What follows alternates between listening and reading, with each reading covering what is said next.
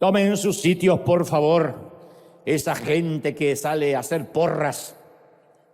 Porra le dicen en algunos sitios, hinchas, le dicen en otros lados, la hinchada, que son, o las barras bravas en otros sitios cuando se trata de los que siguen a los equipos de fútbol. Nosotros seguimos al mejor, al más que un equipo, al Señor de señores, al Rey de reyes, al que bendecimos, al que damos la gloria. Dios te bendiga, Dios te guarde a todos. Bendecido, aquí hemos cantado, hemos adorado y ya estamos listos. Te voy a transmitir lo que creo Dios me dijo que te diga en momentos. Este mensaje estoy seguro que va a ser de enorme bendición, que se trata de puntos ciegos, y de eso Dios nos va a hablar ahora.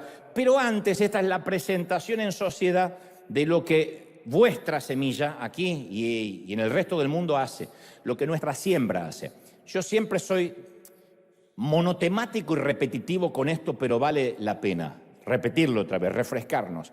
Cada vez que salimos a trabajar, que un lunes, hay gente que trabaja a fines de semana, y tenemos que subirnos a una carretera, a una ruta, en donde sea, en cualquier parte del mundo, vestirnos a las apuradas. Algunos llevan los chicos al colegio y de ahí a trabajar, otros ni siquiera eso. Cuando uno hace ese esfuerzo de aguantarse empleos, profesiones, oficios, jefes, compañeros que uno no aguanta, pero no le queda otra, como decía mi papá, hay que sostener la olla, hay que poner pan en la mesa. Tengamos en cuenta que no solo esa tiene que ser nuestra motivación, sino esto que vamos a ver. Cómo se le puede cambiar la vida a gente que nació en una cultura distinta, que la pasa mal, las historias golpean fuerte. Entonces uno puede decir, o hago caso omiso, lo ignoro, o formamos parte y ayudamos a que les cambie la vida para siempre. Estos son otros chiquititos, estos son otros hijos. Desde hace tiempo que los estamos bendiciendo. Son otros hijos, no están en África, sino que están en la India y tienen que ver con nosotros. Esto es River Misiones en India. Adelante. Esa es tu semilla. Ese aplauso a todos los que siembran, a todos los que dan. Esto es iglesia. ¿Acaso existe otra manera? Esto es iglesia. Y a veces uno dice la India y se imagina otra cultura, otra gente. Y cuando uno los empieza a conocer y se mete en las historias, se da cuenta de que todos son hijos de Dios, que a veces uno mira a los que nacen en la India o a los de África como nos miran a veces los gringos a los hispanos. Y dice, bueno, son de los países mexicanos, como me dijeron a mí un día.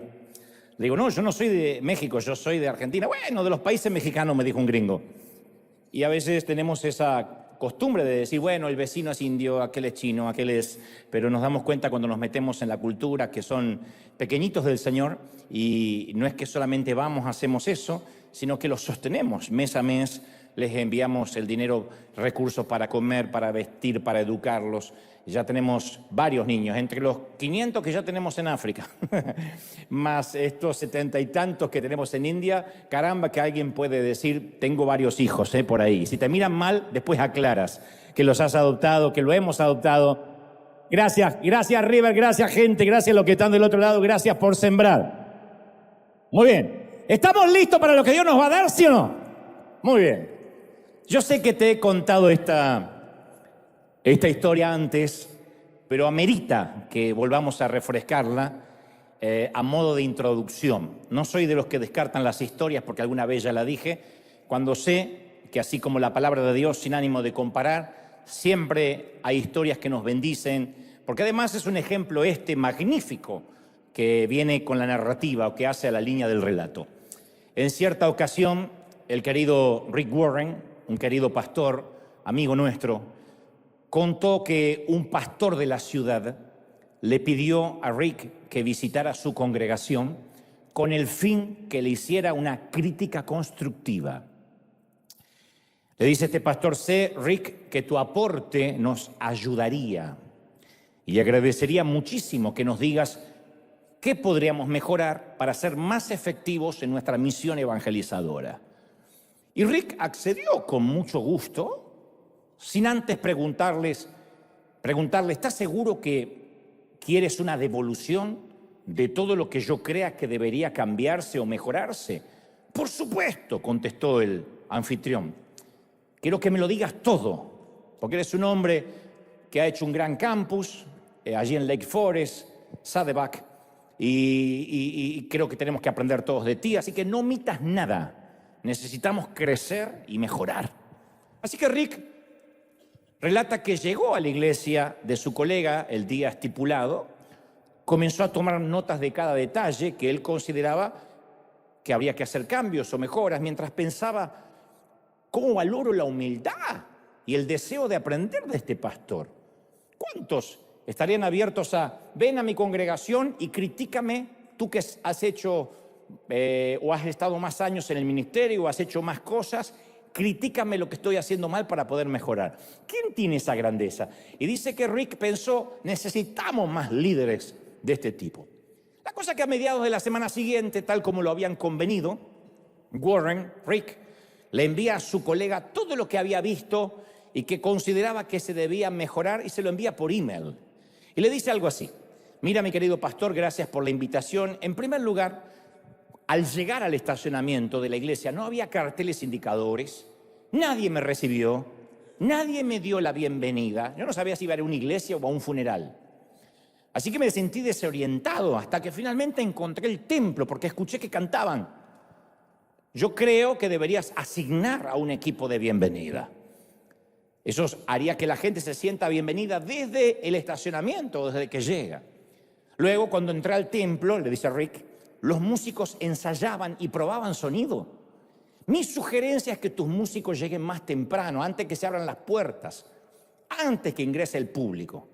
Porque me pareció de muy mal gusto y me pareció totalmente improvisado el tener que presenciar el ensayo y las insoportables pruebas de audio. Al comenzar el servicio, mi querido, obviamente de manera impuntual, fuera de la hora anunciada, cantamos por más de hora y media de pie cantando. Y lo que es peor, querido, tú recién apareciste a la hora de predicar. Entonces debes saber que si eres pastor y no estás presente durante la alabanza y la adoración, das por sentado a la gente que la adoración no es tan importante, que es una previa para perder el tiempo. La gente dice, si el pastor no está durante la alabanza y la adoración, es porque esto no importa. O lo que es peor, estarás dando a entender que el día que llegas a ser pastor, ya no necesitas adorar a Dios con el resto. Y prefieres usar ese tiempo disfrutando en un aperitivo en tu camerino privado. De más está agregar, mi querido, que cada persona que usó el micrófono, antes que tú subieras, intentó dar una mini prédica, una mini exhortación. Yo te sugiero que sería muy bueno que se limitaran a hacer aquello por lo cual están ahí. Y el único que predique seas tú, el que trae la palabra, así la gente no tiene una ensalada en la cabeza. Después, cuando alguien pasó a pedir la ofrenda, se puso a hablar de gastos, lo que había que pagar, la luz, el gas. Nunca habló acerca de la visión. La gente no quiere pagar gastos, ya paga gastos en su casa. Está harta de pagar gastos. Necesitan un propósito. Necesitan con su dinero hacer algo diferente a lo que hacen durante la semana, pagar por una visión. No le hables de gastos, ni hablar de los anuncios. Que pasó una dama que me aburrió con su cara, con su tono monocorde, con sus anuncios abúlicos. Quienes vamos a la iglesia y anhelamos un encuentro con Dios, nos importa un cuerno que las hermanas se van a juntar en la semana a cocinar pupusas. Por favor, yo no usaría el valioso tiempo de un servicio en anuncios triviales. Podrías hacer un boletín de mano y ahí aparezcan las actividades locales y evitas a la gente los anuncios que no le interesan a casi nadie. Y merece un punto aparte, le dice Rick, el momento en que tú predicaste. Déjame decirte, y queda entre nosotros, ¿tú sabías que también puedes predicar sin gritar? ¿De verdad crees que gritos desaforados significan autoridad y unción? Dicho sea de paso, nos paseaste por media Biblia, leímos decenas de pasajes, pero cuando yo llegué a casa, mi esposa me preguntó de qué predicó y no tenía la menor idea. Obviamente la lista de Rick era aún más larga que lo que te estoy contando. Esto lo relata en el libro La Iglesia con Propósito. Y el pastor local le contesta completamente ofendido e iracundo. Le dice, estimado Rick, te invité para que nos dijera si podía haber algo que debíamos mejorar. Quería un consejo con amor. Tú solo intentaste desacreditar desde que llegaste lo que tanto esfuerzo nos costó. ¡Qué decepción, Rick! Y cuenta Rick que jamás el pastor volvió a dirigirle la palabra y hasta el día de hoy está ofendidísimo. El hombre quería consejos, quería mejorar, pero no estaba listo para la verdad. Solo quería un par de consejitos fáciles, alguna impartición mágica, pero nada que tenga que cambiar lo que ya estaba haciendo, nada que signifique esfuerzo. Muchos quieren una impartición, una ósmosis, deme una unción, traspáseme la gloria, y pensamos que con eso se evita el esfuerzo, el trabajo, la disciplina. Salvando a distancia me ha pasado un montón de veces. Yo soy el que menos puedo darme crédito de River, porque acabamos de ver lo que River es. No es un hombre, es la iglesia, es la congregación que siembra. Pero muchas veces hay gente que me dice, queridos amigos que me dicen, ya sé que es la gracia de Dios y el favor, pero si hay algo que humanamente haces, ¿me lo podrías contar? Yo le digo, bueno, en primera instancia trato de no faltar, nunca. He estado aquí enfermo y no lo digo como un orgullo, sino que lo hago con responsabilidad, con temor de Dios, hasta tanto Dios me cambie la asignación. Trato de no viajar un domingo, de estar allí, de mostrar ese compromiso a cada uno de los voluntarios.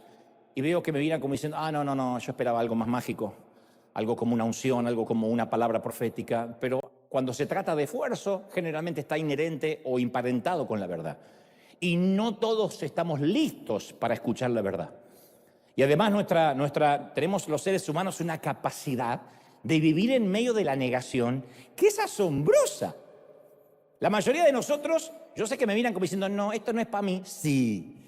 La mayoría de nosotros negamos o suprimimos lo que sabemos que es cierto, no lo queremos ver. Y afirmamos y adornamos lo que sabemos que es falso, lo que es mentira. Entonces, embellecemos las realidades feas y lo que es aún peor, nos vendemos a nosotros mismos esa versión embellecida. Yo digo que solemos ser tan torpes que compramos lo que vendemos. Ya lo dijo el gran filósofo Pablo Escobar, nunca compres lo que vendas. Alguno entendió la metáfora, no importa. Pero es increíble, por estas cosas que después me dicen hereje, ¿no? Es increíble la cantidad de gente que se cree que realmente luce como en las fotos con filtro de su propio Instagram. Porque está bien que uno se pase 72 filtros, se saque así para que no salga la papada. Pero tienes que entender que la papada sigue ahí, no se ve Instagram, pero está. Por nuestra salud mental, ¿no? Bueno, la ceguera emocional y espiritual es un concepto significativo en la Biblia. Una de las referencias más explícitas de ceguera espiritual se encuentra en la carta de Pablo a los Corintios, segunda carta a los Corintios, capítulo 4, versículo 4, que dice, el Dios de este siglo cegó el entendimiento de los incrédulos para que no vean la luz del Evangelio, de la gloria de Cristo, que es la imagen de Dios.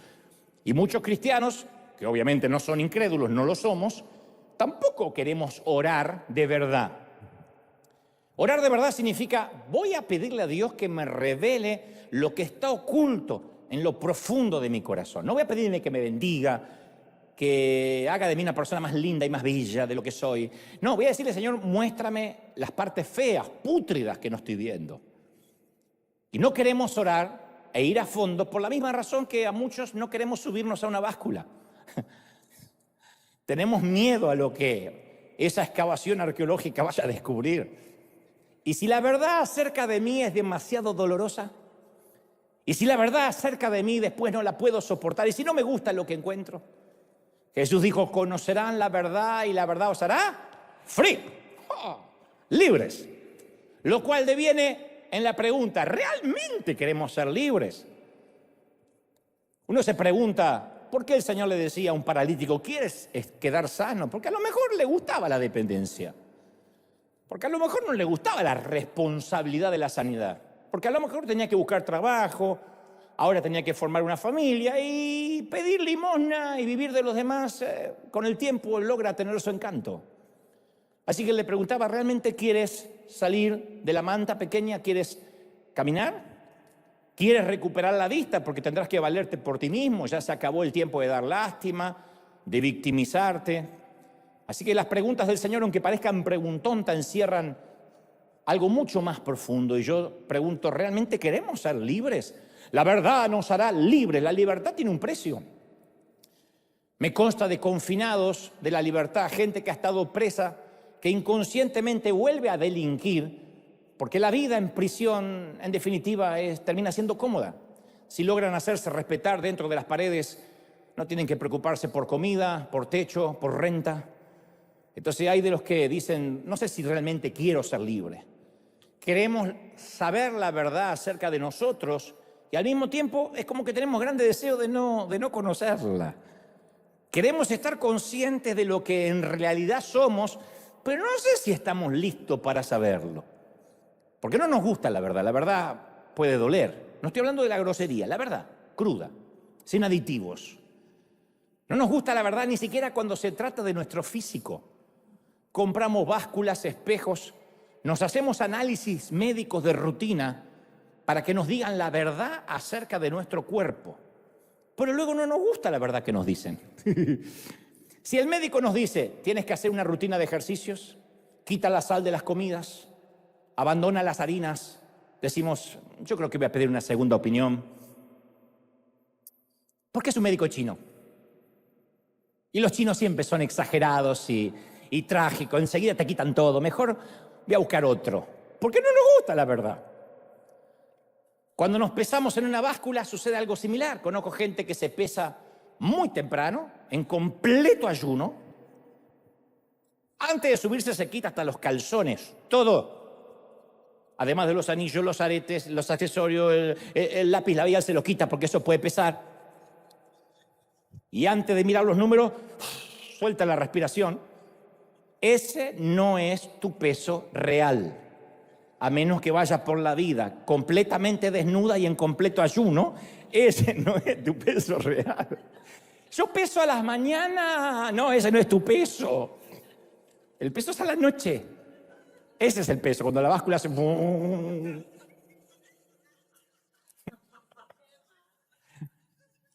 Ahora, todos tenemos puntos ciegos en los cuales no podemos navegar solos.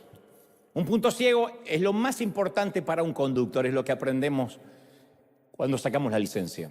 Ya sea que conduzcamos una chatarra oxidada o un auto de alta gama, siempre va a existir el punto ciego. El punto ciego existe en cualquier auto.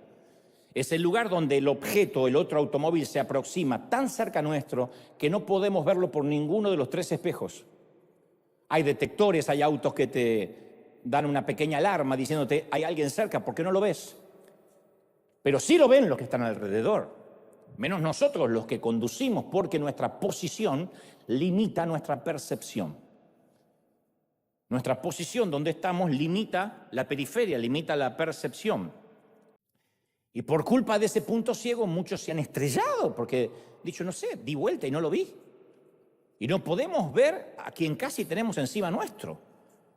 Por ejemplo, la mayoría de la gente, te voy a dar un ejemplo, que pide consejería. La consejería es muy popular. En muchas congregaciones nosotros la hemos tenido durante mucho tiempo.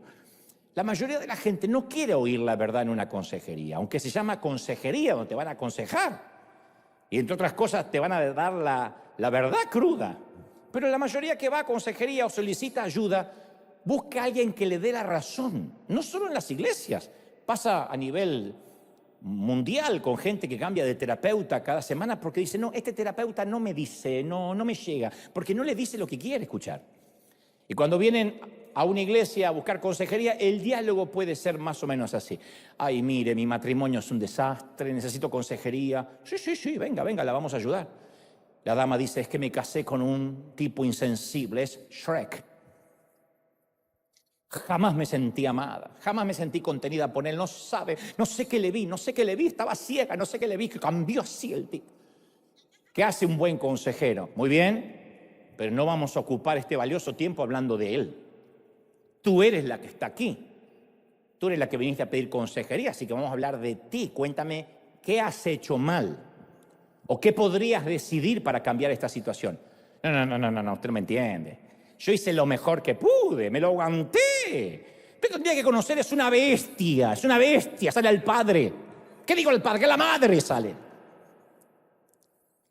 Quizás lo sea, no me consta, pero insisto, hablemos de lo que tú podrías cambiar, de lo que tú podrías mejorar, o en su defecto de las decisiones que tú vas a tomar. No, es que usted no entiende, pastor, el problema es él, no soy yo. Pero mujer, él no está aquí. Él no es el que vino pidiendo ayuda. ¿Y yo acá solo puedo ayudar al que viene a pedir ayuda? No puedo ayudar a quien no vino. Está bien, entonces me voy. No era lo que esperaba. La verdad, deja mucho que desear. Esto ha pasado infinidad de veces. Porque lo que quieren es una poción mágica para que vaya. Mire, usted vaya y póngale esta ruda macho debajo de la cama, un sapo acá mientras duerme y órele mientras. No va a pasar. Queremos que el otro cambie, porque ella no está buscando consejería. Y es más, no quiere oír la verdad, que ella no está haciendo algo, que ella no está tomando lo que debería tomar. Como le dijo un médico a un amigo mío, mira, veo que estás todo contracturado, veo que esta enfermedad no se va, que te duele todo y no hay razones físicas, se ve que estás somatizando un problema emocional. Así que te voy a recetar algo y esto es lo que vas a tomar. Y toma un recetario y le dice, esto lo vas a tomar por lo menos uno al día. ¿Qué? Decisiones.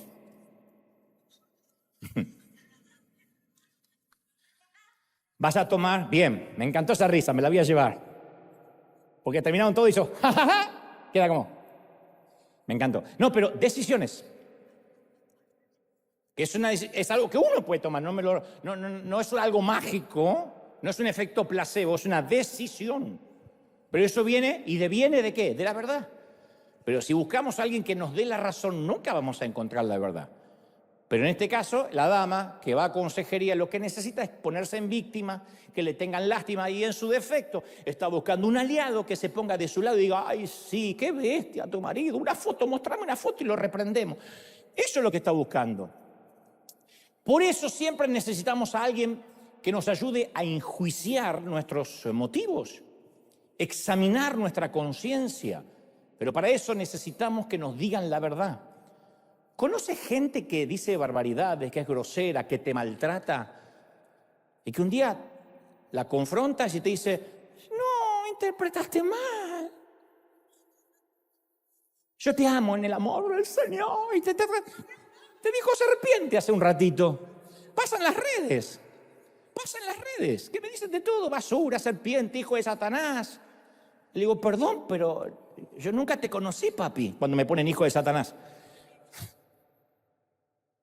Y así nos contesta un hombre de Dios. Oh, yo he conocido personas tóxicas, maltratadores seriales, que se lo hacen notar y dicen, no, si todos me aman. Soy la Madre Teresa o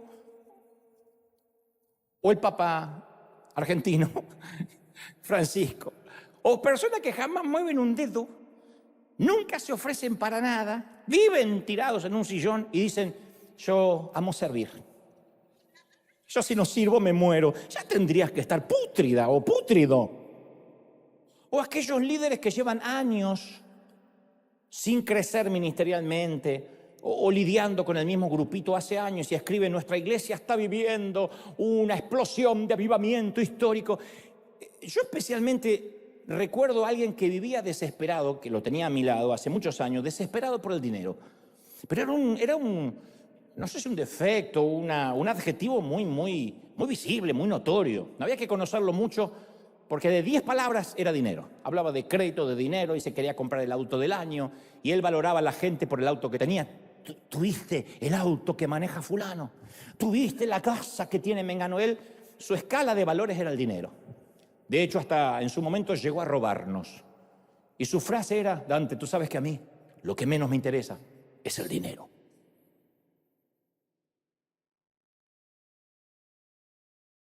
¿Y sabe qué es lo peor de todos estos ejemplos? Que no son hipócritas, se lo creen. Están creídos, este condenado se creía que era un desprendido. Y uno dice, ¿por qué hay gente así? Ciegos emocionales que no logran ver la realidad. Ciegos espirituales. De verdad están convencidos en que son lo que creen. Eso es lo grave. Porque, a ver, un timador que se hace pasar por alguien distinto a lo que es, en definitiva es un estafador. Pero cuando alguien se cree y tiene un más alto concepto de sí mismo del que debe tener, como dice la Escritura, asusta. Porque uno dice, ¿de verdad? ¿Es un pelado o un pelón que te dice, ¿viste mi cabello? Ok.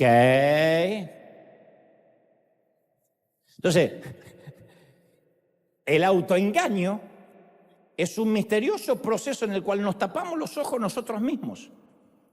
Hay todo un campo de la psicología social, el estudio de lo que se llama disonancia cognoscitiva, que se basa en nuestra capacidad para justificar lo que decimos o lo que hacemos de manera que concuerde, que encaje con lo que creemos que somos.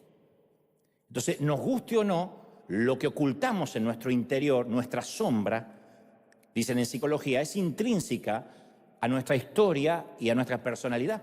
Esa región oscura de nuestra cartografía personal es tan importante como la faceta soleada que está a la luz. Todos tenemos una parte oscura. Cuando yo hablo del lado oscuro no estoy hablando de algo demoníaco, sino de algo que no está a la luz. Algo que tratamos de esconder, de tapar, de maquillar. Y tiene que ver esa sombra o esa parte oscura con nuestras propias historias, nuestros traumas no resueltos, con nuestros recuerdos, nuestro sistema de creencias, el entorno en el cual nos creamos. Pero ese lado oscuro, esa sombra que todos tenemos, no es el problema, porque todos la tenemos.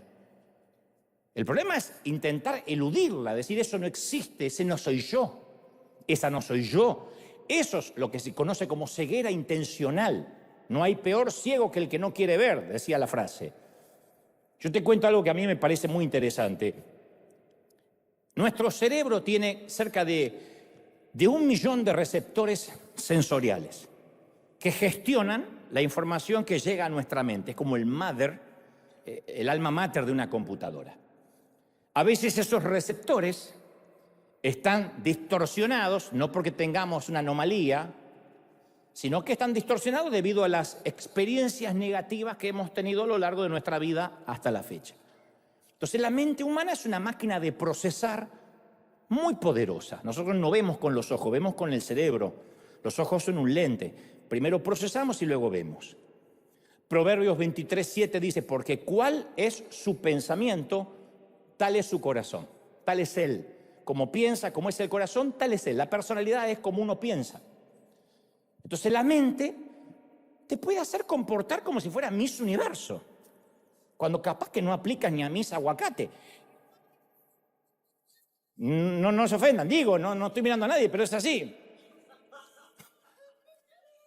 La mente te puede hacer creer de que eres el tapón del océano. ¿Cuánta gente? Ese es el sesgo o lo primordial del orgullo. ¿Cuánta gente es orgullosa y no tiene con qué ni por qué serlo? Y esperante, porque en su interior se considera la última Coca-Cola del desierto. Pero también la mente puede darnos una imagen negativa y distorsionada, minimizada de nosotros mismos, que también deviene en un punto ciego.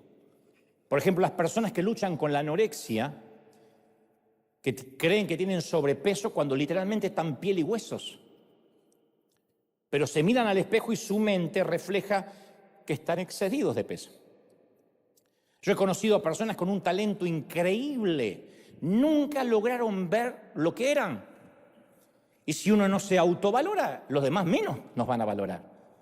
Ama a tu prójimo como a ti mismo, dice el Señor, porque todos en definitiva terminamos amando lo que somos, mal o bien.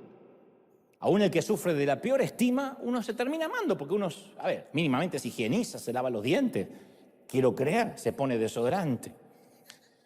Uno se ama, se cuida. Entonces tenemos que conocer y explorar aquello que ha moldeado nuestro sistema de creencias e ideas y todo aquello que ha producido puntos ciegos en nuestra vida. No hay territorio más crítico, más difícil que la mente. Cuando una mente hace y se ensancha, nunca vuelve a ser igual. Se ensanchan las estacas de la mente y yo creo que es el mayor milagro. Más que muletas que se caen, sillas de ruedas que quedan sin dueño, es cuando una mente se abre. Porque cuando el odre sigue permaneciendo viejo, no hay vino nuevo que le entre, lo rompe. La segunda carta a los Corintios de Pablo, capítulo 4, versículo 16, expresa, por tanto, no desmayemos antes, aunque nuestro hombre exterior se va desgastando, el interior, no obstante, se renueva todos los días. Eso tiene que ver con renovar, como dice la palabra, nuestra mente, el espíritu de nuestra mente. Toda batalla que enfrentemos en el mundo exterior, primero tiene que ser ganada en el interior. Cuando ese hombre interior se renueva. Cuando hablo de hombre, no hablo de género, hombre o mujer. Cuando nos renovamos por dentro, recién podemos ganar las batallas externas. Si no, vamos a medir todo por nuestro filtro. Yo siempre cuento la misma historia del nieto que le unta queso en los bigotes al abuelo mientras que está durmiendo, y cuando el abuelo se despierta dice, esta casa apesta. Y sale afuera y dice, el mundo apesta. No, son los bigotes. Entonces, cuando nosotros tenemos un filtro, todo va a apestar, a menos que lo resolvamos internamente. Yo te doy un ejemplo que tiene que ver conmigo. No me gusta ser autorreferencial en esto, porque si hablo de mis puntos ciegos, hacemos vigilia.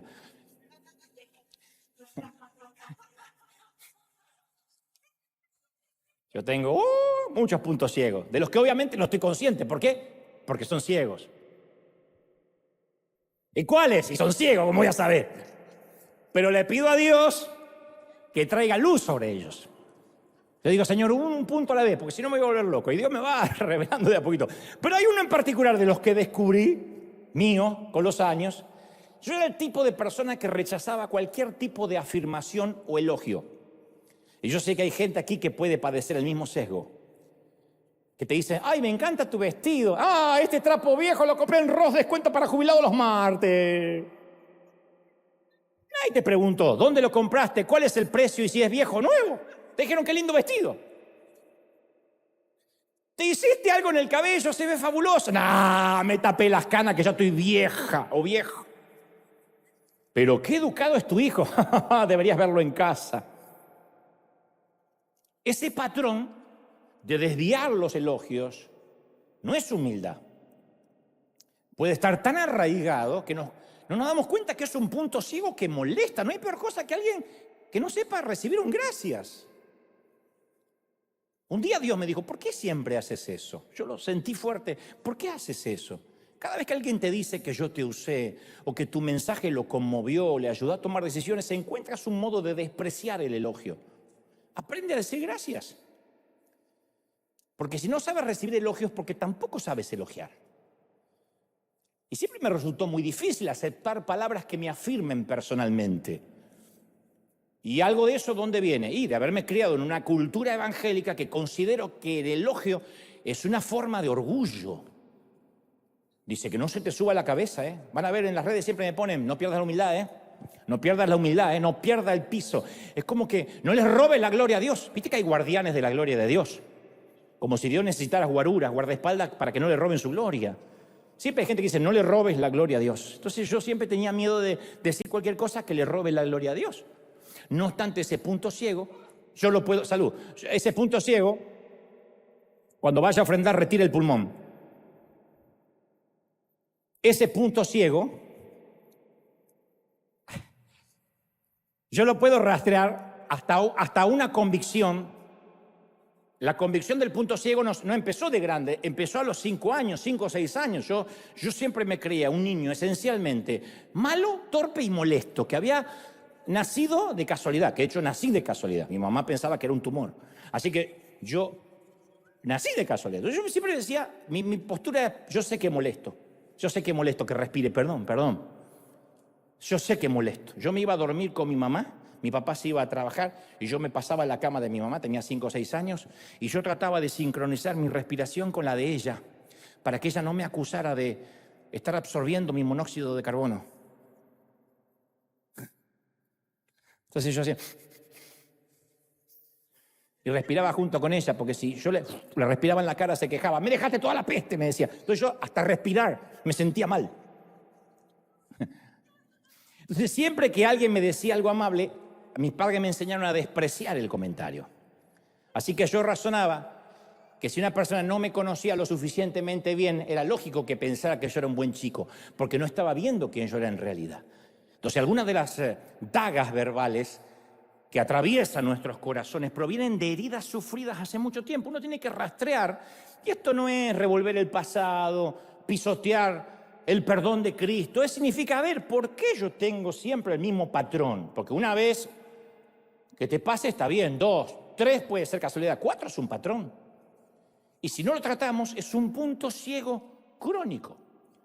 Yo hace poco leía uno de los libros de avivamientos, de moveres de Dios antiguos, que contaba se llama Los Generales de Dios, y contaba que John Wesley, uno de los grandes predicadores, le preguntaba a sus voluntarios y a la gente que llegaba a la carpa o a la tienda donde hacían las campañas, le decía: te voy a hacer una serie de preguntas porque quiero ver si seriamente quieres vivir a partir de ahora que aceptaste a Cristo dentro de una rendición de cuentas mutua, que nos rindamos cuenta para que la santidad sea progresiva, para que puedas estar cada vez creciendo conforme a la estatura de la plenitud de Cristo. Entonces preguntaba, literalmente era una encuesta, decía: a ver, ¿hay algún pecado interno o externo que te domine? Quiero que lo pongas ahí, vamos a orar. ¿Estás dispuesto a que tus líderes te hagan notar tus errores? ¿Estás seguro que tu líder te haga ver todos tus defectos y errores con toda franqueza, con el fin de mejorar y no de juzgarte? Luego decía: ¿aceptas que te digamos todo lo que pensamos y todo lo que oigamos acerca de tu persona con el fin de crecer? ¿Nos permitirías acercarnos tanto como nos sea posible a tu vida, de modo que escudriñemos hasta el fondo de tu corazón y te ayudemos? ¿Tienes la intención de ser totalmente abierto, auténtico, honesto, de manera que digas todo lo que tienes en el corazón, sin excepciones, sin disfraces, sin rodeos, sin hipocresía y sin reservas? De imaginar que hiciéramos estas preguntas en River nos corrió un frío por la espalda. Imagínate que te vas a asomar a una congregación y te preguntan todo eso. ¿Estás dispuesto a que te digamos la verdad? En los tiempos de Wesley lo hacían, y por miles. Y lo hacían porque sabían que sin ayuda nunca iban a llegar a ser las personas que Dios quería que sean. Sin embargo, con el tiempo se fue perdiendo el compromiso de decir la verdad. De hecho, la iglesia es el lugar donde más se finge. Si quiere buscar un sitio de fingimiento, es una congregación, porque toda la gente finge que está bien, que está en victoria, que todo va a salir bien. Y eso no es fe, eso no es humildad, eso es fingimiento. Y nosotros preferimos que se nos mienta, aunque sepamos que es mentira en el fondo. Y simulamos que todo está bien, cuando las cosas a veces no están bien, como Dios nos hablaba la semana pasada. A propósito, creo que te conté también esta historia, pero viene a cuento. La mayoría de nosotros, con esto de no querer escuchar la verdad directa, se parece a la esposa esa que se fue de viaje a Europa y le pregunta por teléfono al esposo desde Europa: dime, mi amor, te parecerá trivial mi pregunta, pero ¿cómo está mi gatito? Y el esposo dice: muerto. Ay, gordo, no seas tan directo. Y pues se murió. No sé, que se atragantó un hueso de pollo y se murió. Pero ¿por qué no me das esa noticia de a poco?, le dice la mujer. Me acabaste de arruinar el viaje a Europa. Y pues se murió. ¿Qué quieres que te diga? Bueno, podrías haberme dicho: el gato se subió al techo. Y cuando te llamo de París, podrías decirme: el gato está actuando raro, no quiere bajar del techo. Después, cuando te llamo desde Londres, me podrías decir: el gato todavía no baja, no hay forma de llevarle comida. Y cuando te llamo desde Nueva York, que ya estoy por llegar a casa, podrías decirme: mira, lo llevé al veterinario porque estoy preocupado. Y al llegar a casa me dice: ¿sabes? No sobrevivió. Me hubiese preparado anímicamente durante todo el viaje. El esposo no tenía idea de semejante protocolo. Pero dijo: bueno, estoy dispuesto a aprender. Lo voy a hacer bien la próxima vez, le dice el marido. Ok, dice la mujer. A propósito, ¿cómo está mi mamá? La vieja ahora mismito se acaba de subir al techo.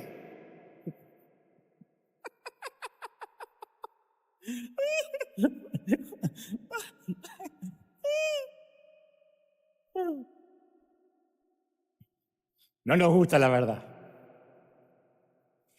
Y yo, cuando pienso en el miedo a la verdad, me acuerdo de dos afirmaciones. Dos. Una de ellas dichas por Jack Nicholson en la escena final de la película Cuestión de Honor, cuando el personaje que interpreta Tom Cruise, que hace un abogado, lo increpa y le dice: coronel, todo lo que quiero es la verdad.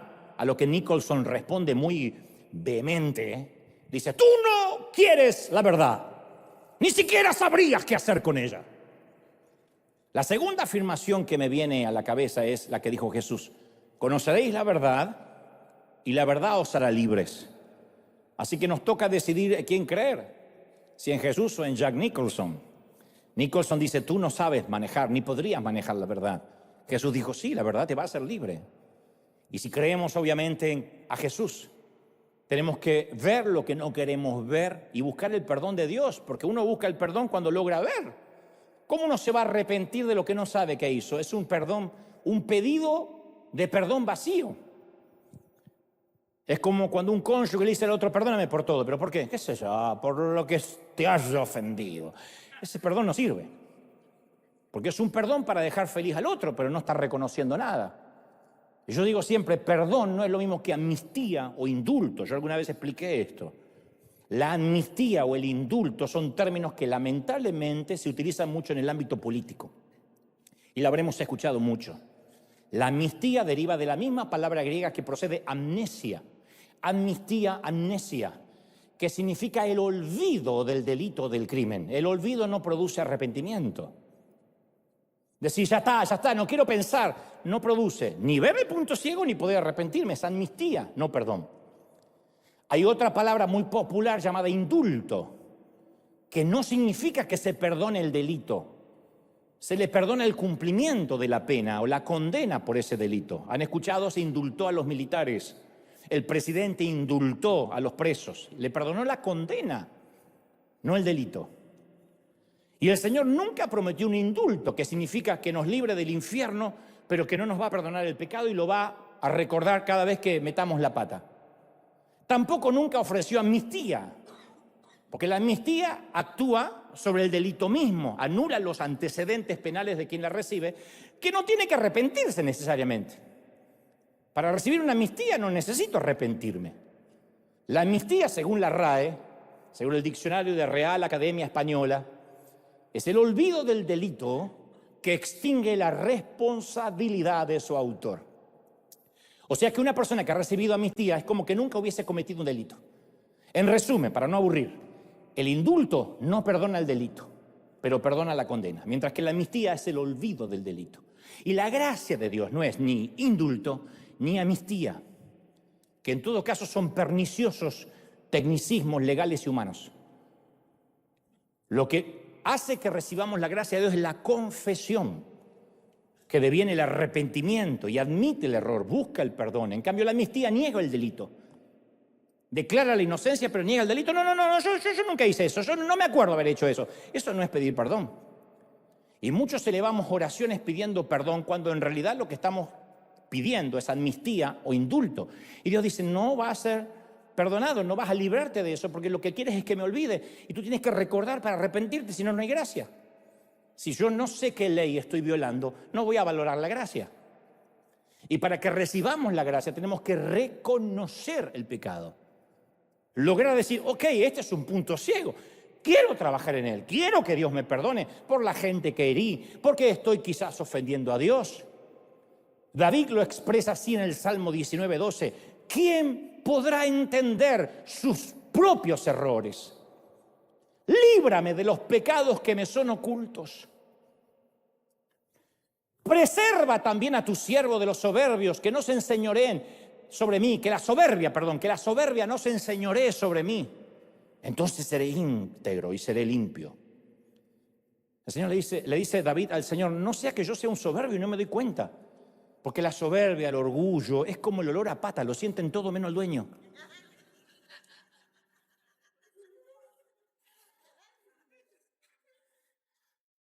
David manda a matar a uno de los soldados para quedarse con su mujer, y cuando lo confronta el profeta, él dice, no había visto, era un punto ciego.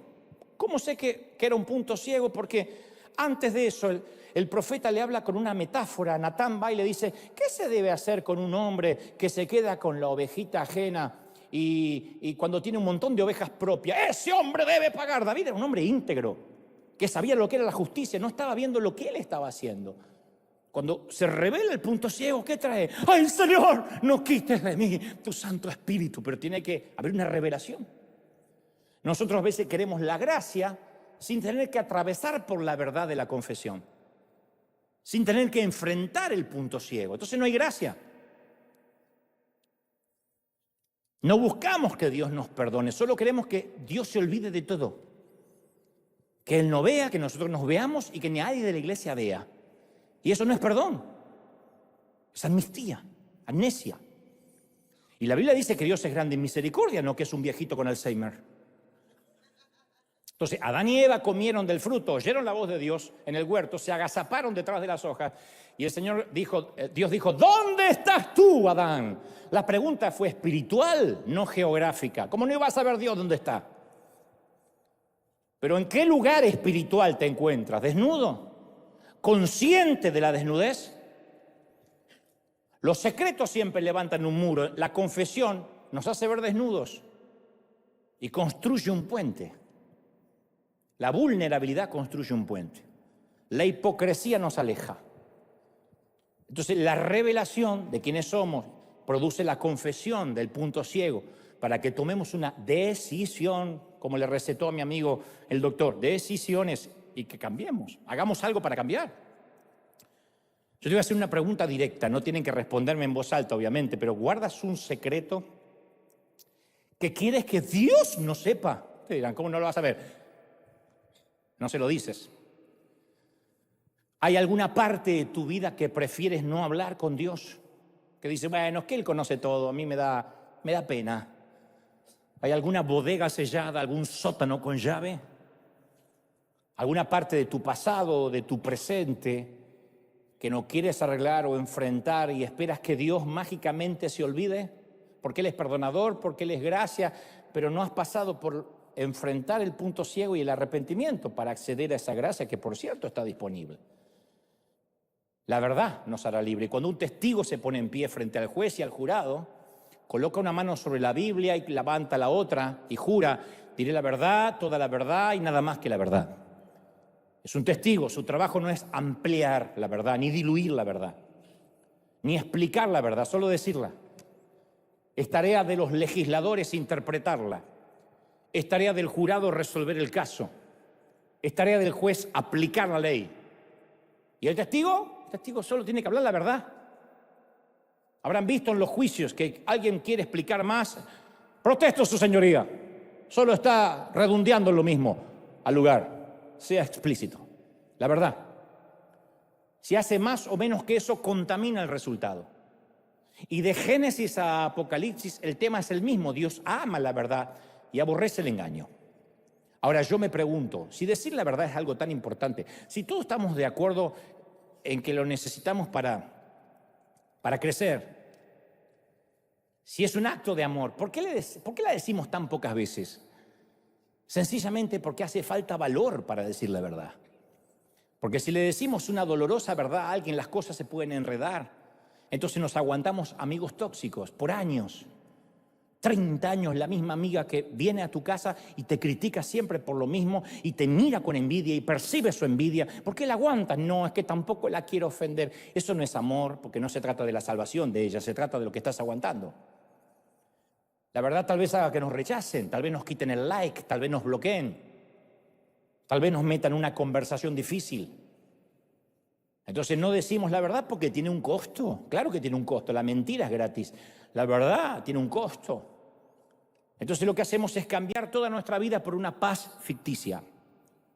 Hay un querido autor que dice que la mayoría de nosotros vivimos en lo que él llama una falsa relación.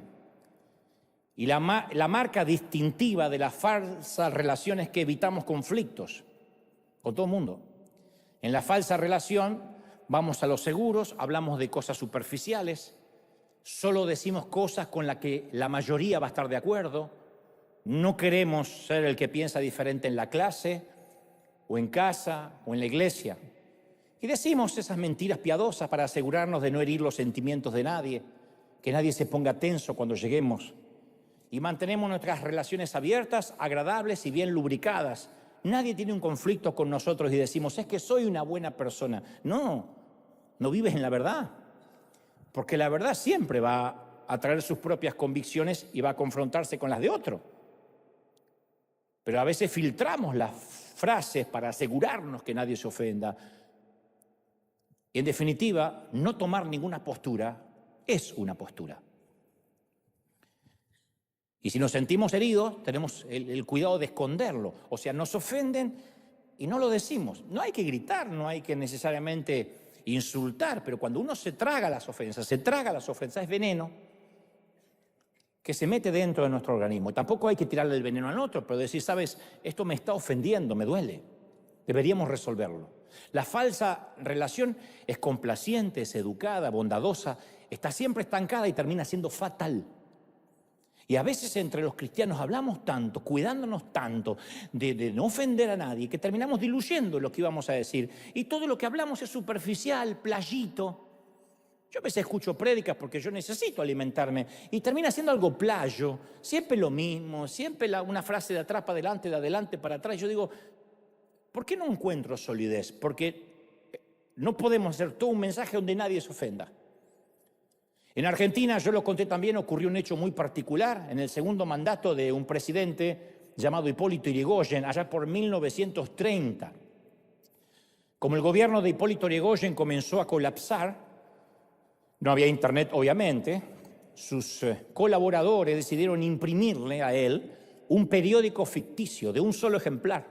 Había una imprenta que hacía un periódico para él, en el que el presidente solo pudiera leer buenas noticias. Y el presidente creía que ese era el periódico que toda la población leía. Y en ese periódico lo colmaban de halagos al presidente, desde los titulares hasta las letras pequeñas, hablaban de lo extraordinario de su gestión. Afuera había un caos, pero él no sabía. Y decenas de periodistas subvencionados por el Estado trabajaban todos los días para imprimir un solo periódico que todas las mañanas se ocupaban de colocarle junto al desayuno. Obviamente esa información no correspondía a la realidad. Por el contrario, insisto, el país estaba en llamas, la economía colapsaba, pero el presidente no se daba enterado porque leía un periódico diferente del resto de la población. De allí la frase que se estila mucho en Argentina, por favor, no me hagas el diario de Irigoyen. A mí me encanta decir, véndemelo al costo, no le agregues nada. ¿Cómo estuvo ahora el viaje al África? Véndamelo al costo. ¿Qué vieron? Venderlo al costo significa no le agregues ni tus sesgos negativos ni tu sesgo positivo. Porque cuando me dice, ay, no sabe, vino la chismosa de... ya le estás agregando. Di que vino Rosa, no le agregas chismosa. Perdón, las Rosas, es el nombre que se me ocurrió. Pero no podemos vivir leyendo un periódico de un solo ejemplar. Necesitamos el pragmatismo de la verdad. Que eso es algo que yo valoro mucho de los gringos. Cuando yo llegué a este país, me fascinó el pragmatismo. Los hispanos somos vuelteros. ¡Oh! Alguien una vez me hizo notar que cuando los hispanos hablamos por teléfono, nunca decimos la verdadera razón de la llamada hasta el momento de casi colgar. Un minuto antes de cortar decimos por qué estábamos llamando. Antes preguntamos por la familia, ¿y el perro? ¡Oh! ¿Qué es tu esposa? Cuando estamos por cortar, mira, quería pedirte dinero. Eso era por lo que había llamado. Recién llegamos al motivo antes de cortar. El gringo no. El gringo decimos, qué fríos que son. Pero se ahorran energía. Estás despedido, I'm sorry. Y listo ya. Los matrimonios también pueden durar décadas, toda una vida, teniendo un aspecto agradable del exterior. No hay conflicto, no hay muchas tormentas. La realidad es que los cónyuges pueden estar viviendo una falsa relación. El propio diario de Irigoyen. Entonces hablan de los hijos, del trabajo, de la hipoteca, cosas que nunca pasan la superficie. Y durante años no se han dicho la verdad de cuán solos están, de cuán heridos o cuán enojados se sienten. No expresan sus apetitos, sus frustraciones sexuales y se sienten desilusionados. Y ninguno de los dos tiene valor para hablar con franqueza, con sinceridad, a veces porque es un punto ciego. Así que con cada día que pasa, las relaciones mueren un día más o un minuto más. También hay iglesias que duran así años, todos fingen. Si las cosas se ponen feas, fingen que están bien, para que no les quiten la membresía del club de la falsa relación. Pero para ir más allá de la falsa relación, tenemos que estar dispuestos a enfrentar la verdad, por dolorosa que sea. Decir, a ver, ¿por qué esto no está funcionando? ¿Por qué decimos que estamos creciendo y cada vez hay menos gente? No, porque están quedando los santos, porque los que estaban rebeldes, Dios los está sacando. Y después cada vez hay menos y menos. Sí, porque si yo predicara lo que le gusta a la gente lo tendría lleno y yo prefiero llenar el cielo antes que la iglesia. Y siempre estamos buscando maneras para no reconocer que a lo mejor estamos haciendo algo mal. ¿Por qué siempre los equivocados son los demás? ¿Por qué no soy yo el que está predicando mal? El que estamos haciendo cultos demasiado largos o servicios que no le interesan a nadie. ¿Por qué no podemos tener autocrítica? Y la gente que ama la iglesia auténtica siempre prefiere el dolor, el caos temporal, que la superficialidad, antes que la superficialidad permanente. Por eso dicen, no puede haber paz sin ruptura. Decirle a la gente lo que quieren oír no es amarlas. Cuando alguien tiene una conducta destructora que amenaza su alma, necesita con urgencia un espejo. Necesita alguien que le diga la verdad. Dijo Jesús en Juan 9:39, para juicio he venido yo a este mundo, para que los que no ven, vean, y los que creen que ven sean cegados. Entonces los fariseos que estaban con él le dijeron, ¿acaso nos está tratando de ciegos? Y Jesús les dijo, no, si fueran ciegos no tendrían pecado. Pero como dicen, vemos, vuestro pecado permanece. En palabras simples, el pecado ocurre cuando decimos, yo estoy bien, pero en realidad no queremos que Dios nos haga ver. Decir que veo cuando soy ciego, eso es el pecado, no ser ciego, sino decir que veo cuando soy ciego. Juan 16:13 dice, pero cuando venga el Espíritu de verdad os guiará a toda la verdad, no a una parte de la verdad, no a la verdad editada, no a la verdad que nos gusta, a toda la verdad. Isaías 35:5 añade, entonces los ojos de los ciegos serán abiertos y los oídos de los sordos se abrirán. Eso funciona a nivel metafórico y espiritual también. Efesios 1:18, alumbrando los ojos de vuestro entendimiento, para que sepáis cuál es la esperanza a la que Él os ha llamado y cuáles son las riquezas de la gloria de su herencia de los santos, abriendo los ojos. Y hago una aclaración antes de culminar, pertinente al tema, muy necesaria. Cuando yo hablo de que necesitamos a alguien que nos diga la verdad, me refiero a un mentor espiritual o a alguien que nos ama, a quien elegimos porque nos ama. Menciono esto porque hay mucha gente que le encanta ir por todas partes corrigiendo a los demás y dando consejos que nadie les pidió o haciendo críticas constructivas cuando ellos no construyeron nada. Hay muchísima gente que dice, yo soy el que habla la verdad siempre, pero lo hace para lastimar, para denigrar, nunca habla con amor. Y esas personas juzgan con un espíritu de superioridad arrogante y a veces disfrazan su superioridad o su arrogancia diciendo es que yo soy un profeta y digo la verdad. Y hay una distinción teológica muy importante entre ser profeta y ser un imbécil. Porque lo que arde más profundo en el corazón de un verdadero profeta como Natán cuando fue a confrontar a David no es la ira, no es el resentimiento, es el amor. Los profetas verdaderos no andan por ahí mandando gente al infierno, sino llamando al arrepentimiento con amor.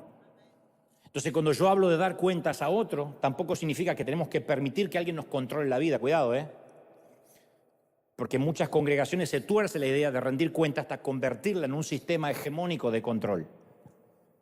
No se trata de ser policías de la santidad ajena.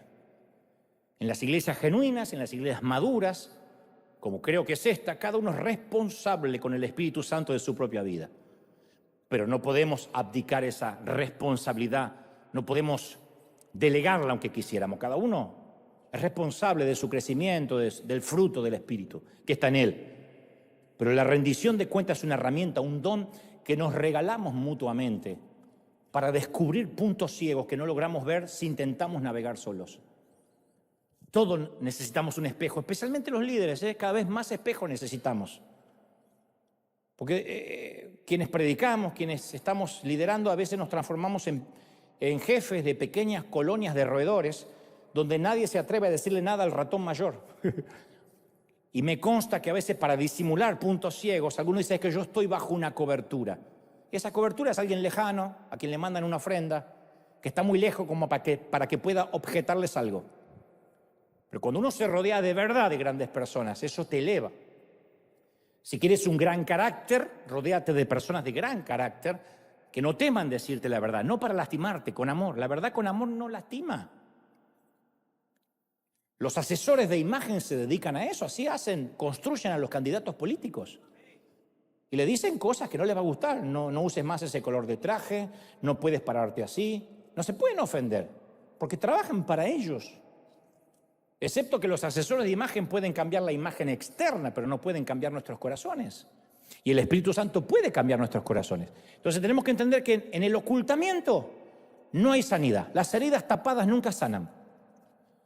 Por eso Santiago 5:16 afirma: confiésense unos a otros los pecados y oren unos por otros para que sean sanados. Entonces, si un cristiano logra confesarse con un hermano que ama, nunca volverá a estar solo de nuevo en ninguna parte del mundo, bajo ningún fuego enemigo.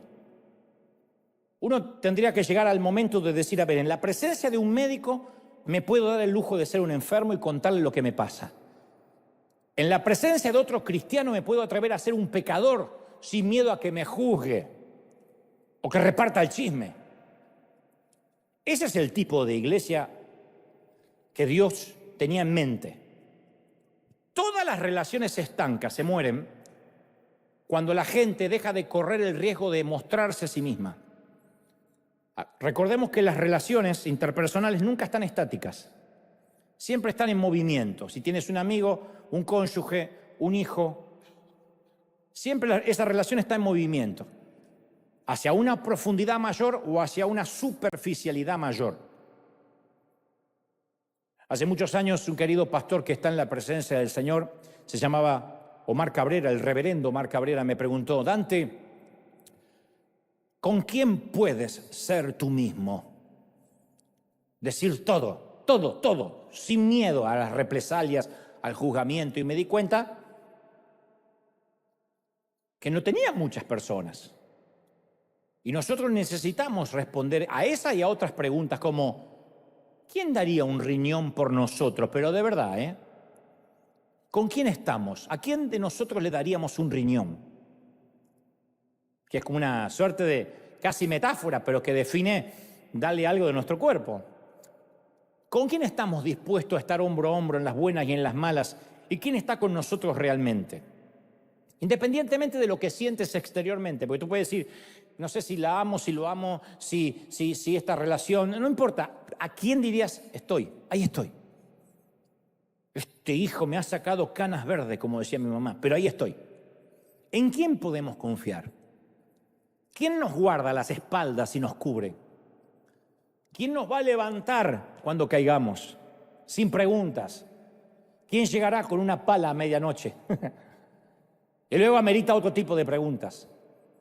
¿Cuándo fue la última vez que le dijimos a alguien: ¿ves algo en mí que yo no veo? Porque no hay peor cosa que hayas andado todo el día con una lechuga acá y que nadie te lo dijo y todos se rieron y al final del día alguien te lo dice. ¿A quién le puedo preguntar que esté viendo un ángulo de mí que yo no puedo ver, pero que no me va a juzgar? Tenemos a alguien que nos diga: no, de verdad esta ropa te queda mal, te marca todo, eso es más que un vestido, es una ecografía. Vieron que hay gente que se viste y dice: pero no hay nadie que le diga, no hay nadie. Te dice: pero a lo mejor no escucha, a lo mejor nadie se atreve, porque se ofendió, porque cuando le dijeron hizo un escándalo, no sé. ¿Cuándo fue la última vez que decimos: me equivoqué, perdón, no lo estaba viendo, no lo vi? ¿Qué puede hacer uno cuando alguien te dice: no lo vi, perdón, no lo vi? No lo vi. Porque el pecado no es la ceguera, el pecado es creer que vemos. Pero cuando dice: no lo vi, Señor, no lo vi, perdón, no lo vi. Pero hoy, aquí esta mañana, tarde o noche en casa, vamos a poner delante de Dios nuestros puntos ciegos o pedirle que los ilumine. A veces van a hacer un paso a la vez. La palabra dice: lámpara es a mis pies tu palabra.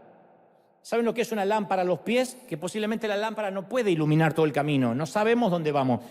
Pero cuando estamos en una oscuridad muy cerrada, los ponemos delante de nuestros pies para no meter el pie en un pozo. Lámpara es a mis pies, no dice al horizonte. Lámpara es a mis pies tu palabra. Entonces, es posible que Dios nos revele un punto ciego a la vez.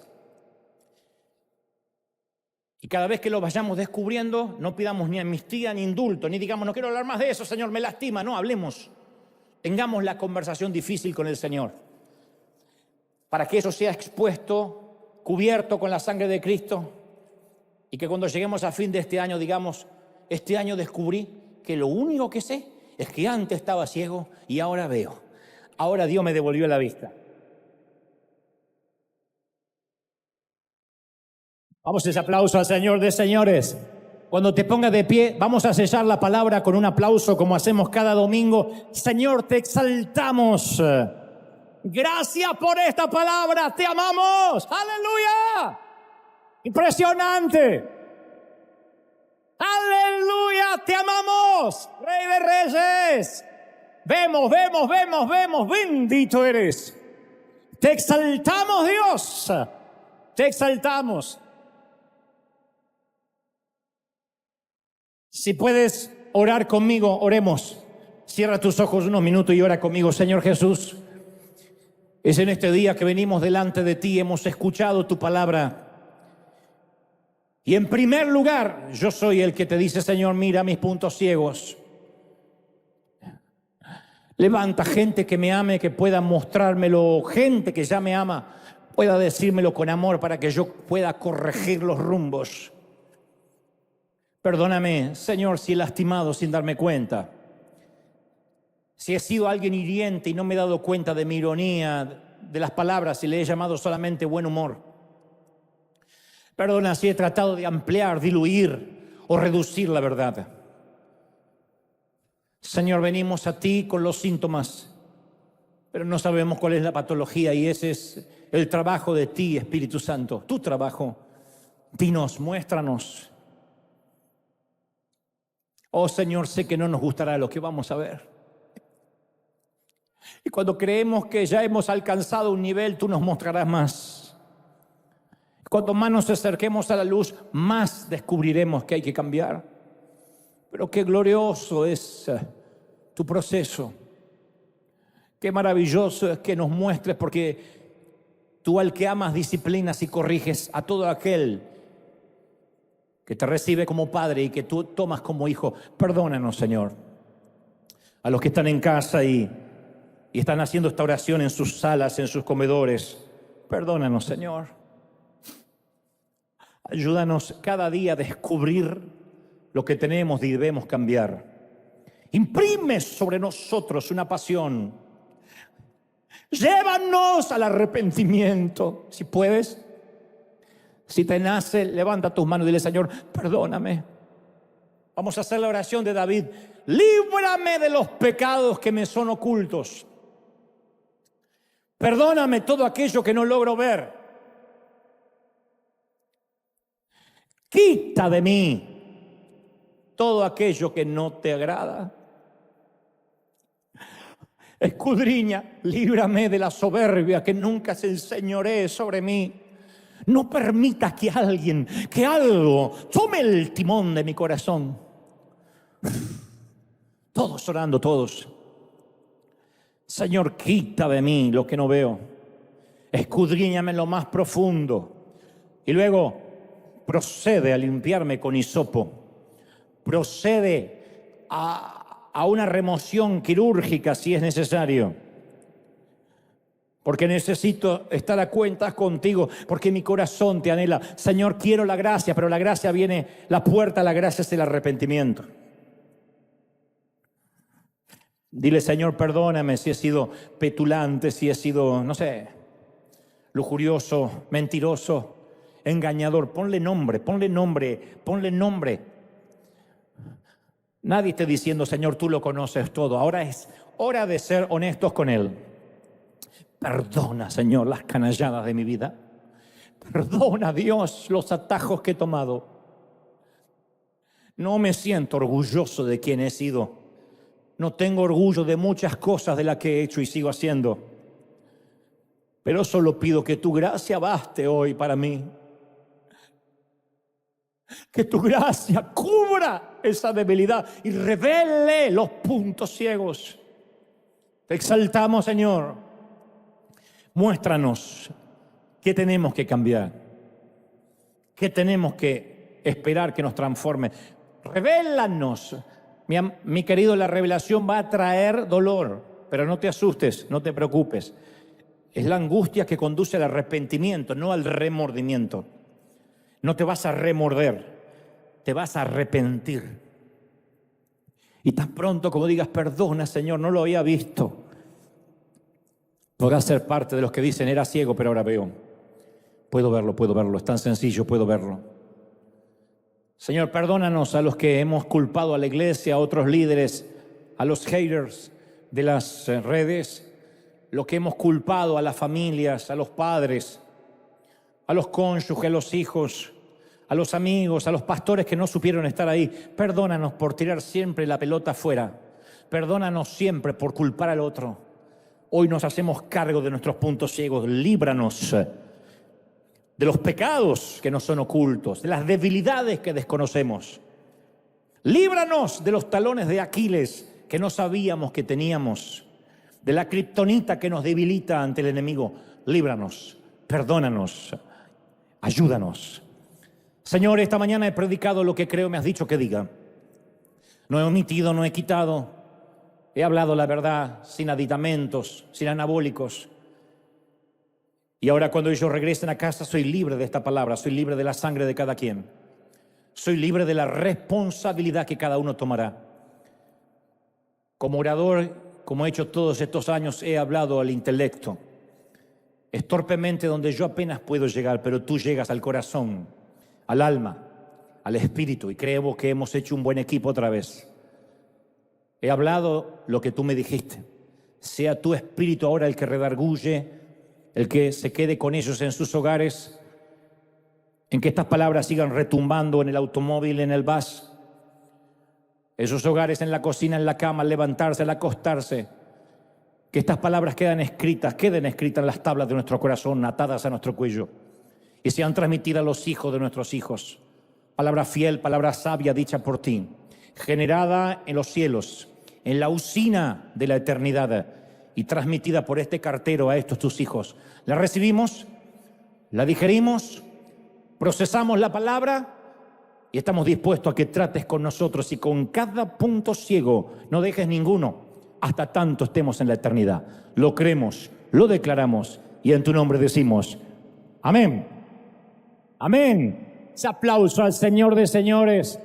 Dios te bendiga, Dios te guarde, coman rico, cuídense. Nos vemos el domingo que viene. Bendecido.